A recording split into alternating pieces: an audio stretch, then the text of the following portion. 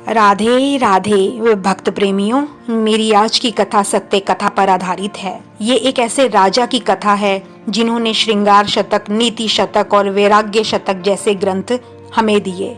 पवित्र है ये भारत भूमि, प्रणाम है इसे बारंबार, जिस भारत भूमि में ऐसे गुरु और शिष्य ने जन्म लिया है। ये कथा मेरी आज की उन युवा पीढ़ियों से भी है कि जो आज की भाग दौड़ वाली और मतलबी और क्षणिक सुख देने वाले इन संबंधों में धोखा और निराशा खाकर आत्महत्या का फैसला ले लेते हैं। मैं उन्हें ये कहना चाहती हूँ कि यह भारत भूमि के विषय में आप नहीं जानते।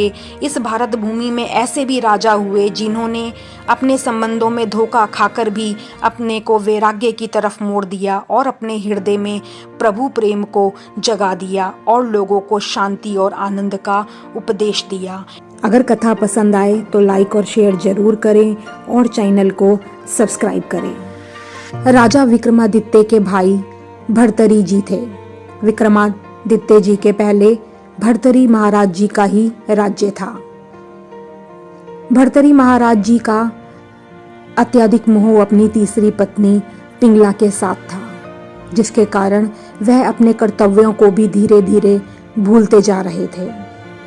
उस समय महान योगी गोरखनाथ जी का शहर में आना हुआ और वह राजा के दरबार में पहुंचे तो राजा भर्तरी जी ने उनका जोरदार आदर सत्कार किया, जिससे प्रसन्न होकर गुरु गोरखनाथ जी ने भर्तरी जी को एक फल दिया और कहा कि इसे खाने से वह सदैव युवा एवं सुंदर बने रहेंगे और साथ ही हरदम जोश में रहेंगे, यानी उन्हें कभी बुढ़ापा नहीं आएगा। गुरु गोरखनाथ जी से यह वरदान पाकर राजा भर्तरी ने पुनः उनका आदर सत्कार किया और उन्हें विदा किया।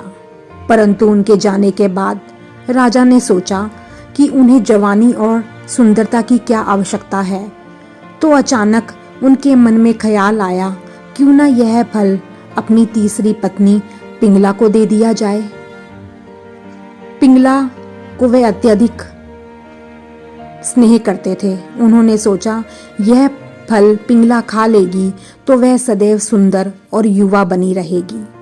अपनी तीसरी पत्नी पर राजा अत्यधिक मोहित थे, अतः उन्होंने यह सोचकर वह फल अपने तीसरे नंबर की अति सुंदर पत्नी पिंगला को दे दिया। कहते हैं कि रानी पिंगला भर्तरी पर नहीं बल्कि उसके राज्य के कोतवाल पर मरती थी और उससे उसके संबंध भी थे, जो बात राजा नहीं जानते थे। जब राजा ने वह चमत्कारी फल रानी को दिया तो रानी ने सोचा कि क्यों ना यह फल कोतवाल को दे दिया जाए। दयालु राजा को है, क्योंकि अगर वो हमेशा के लिए जवान रहेंगे तो लंबे समय तक प्रजा को सुख सुविधा दिला सकेंगे।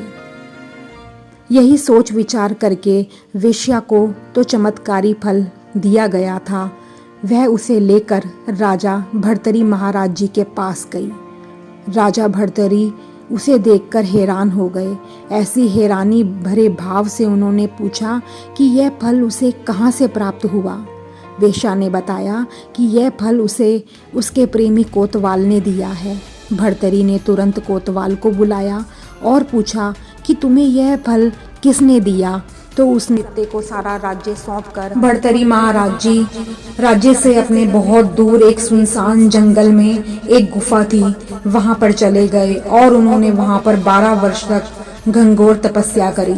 आज भी वहां पर लोग दर्शन करने के लिए जाते हैं और कहा जाता है कि वहां पर भर्तरी महाराज जी की एक प्रतिमा स्थापित है और उसके सामने एक धूनी भी है जिसकी राख हमेशा गर्म ही रहती है।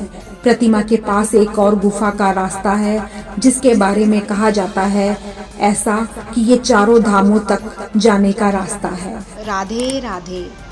कृष्णतु चैनल सब्सक्राइब करें।